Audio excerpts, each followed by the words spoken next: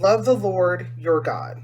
These are the commands, decrees, and laws the Lord your God directed me to teach you to observe in the land that you are crossing the Jordan to possess, so that you, your children, and their children after them may fear the Lord your God as long as you live by keeping all his decrees and commands that I give you, and so that you may enjoy long life. Hear, O Israel, and be careful to obey so that it may go well with you and that you may increase greatly in a land flowing with milk and honey, just as the Lord, the God of your fathers, promised you. And so, what has happened is we again are in the Old Testament during the time of Moses, and currently Moses is handing off leadership to Joshua. So he's going back and he's talking to Joshua and telling him all of what has happened and the reason for why things have happened. And so we're getting to see that he's guiding Joshua now in his new leadership role. He's providing him with the details of what to expect and what's to come. Let's continue to read. Hear, O Israel, the Lord our God, the Lord is one. Love the Lord your God with all your heart and with all your soul and with all your strength. Now, that is a very popular verse, so I'm going to read it again. It's Deuteronomy 6, verse 5. Love the Lord your God with all your heart and with all your soul and with all your strength. These commandments that I give you today are to be upon your hearts. Impress them on your children. Talk about them when you sit at home and when you walk along the road, when you lie down and when you get up.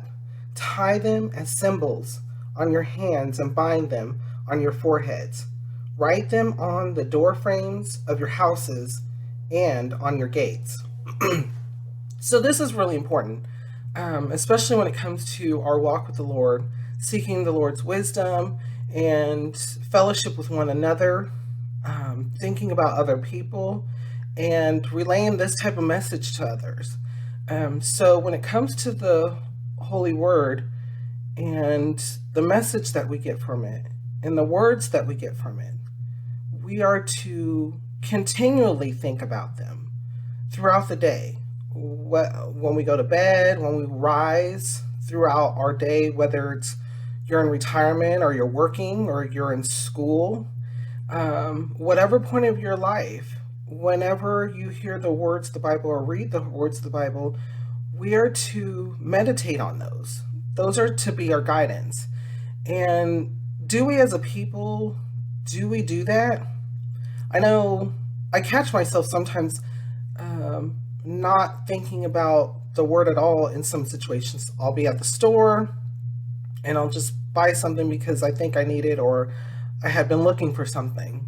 And even in the small things, or what we as humans consider small things, we should meditate on the word and really bring the Lord into it. And I know people, for most people, especially now, they don't really think about that. They don't think about bringing the Lord into everything. And literally, they feel like, okay, well, I went to the store and I bought toilet paper. I needed toilet paper, so there. Instead of, hey, I get the chance to buy toilet paper. Thank the Lord. Or I need to buy this toilet paper because then you get company later on or unexpectedly. I'm just giving toilet paper as just a random thought, but think about that because we're supposed to tie the words to ourselves. We're supposed to think about them, impress them on our children, talk about them when you sit at home. I mean, this specifically is stating, talk about them when you sit at home and when you walk along the road. Do we do that? When you have 5 minutes to exercise, let's say you're a busy person and you're at work and you needed to take a break, do you think about the Lord's word when you take that break? When you get home, do you take a moment to really think about the word or some scripture or even have prayer time with the Lord? So I know people are always busy, but it seems that we get so busy to the point where we're leaving God out of it, or we're only having the Lord, we're only in prayer or worship 1, 2, 3 times a week max. And that's not what this is talking about. This is talking about continual thoughts, continual meditation, continual reading of the Word, and having the Holy Word with you. Even if you don't have a book with you, even if you don't have the words from on your tablet or your phone with you, think about what you have written, or not written, but read in the Bible. Or try to remember verses, or have some type of prayer time. How does it make you feel when you think about these? What kind of thoughts come up to your mind? And what does it make you think?